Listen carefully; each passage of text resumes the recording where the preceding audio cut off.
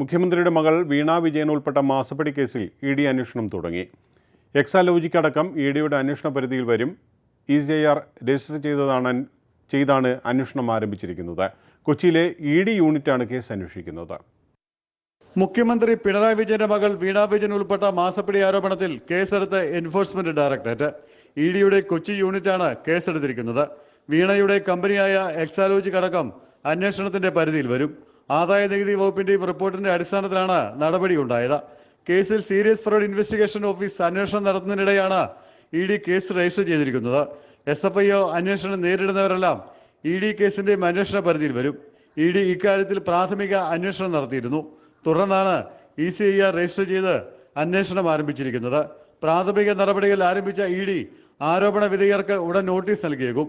കരിമണൽ ഖനനത്തിന് CMRL കമ്പനിക്ക് വഴിവിട്ട സഹായം നൽകിയെന്നും പ്രതിപകാരമായി മുഖ്യമന്ത്രിയുടെ മകൾക്ക് CMRL കമ്പനി മാസപ്പടി കൊടുത്തുവെന്നുമാണ് ആരോപണം.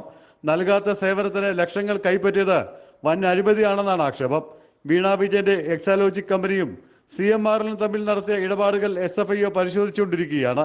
എക്സാലോജിക് കമ്പനി വലിയ തുകയുടെ സാമ്പത്തിക ഇടപാട് നടത്തിയ മുഴുവൻ സ്ഥാപനങ്ങൾക്കും SFIO നോട്ടീസ് അയച്ചിട്ടുണ്ട്.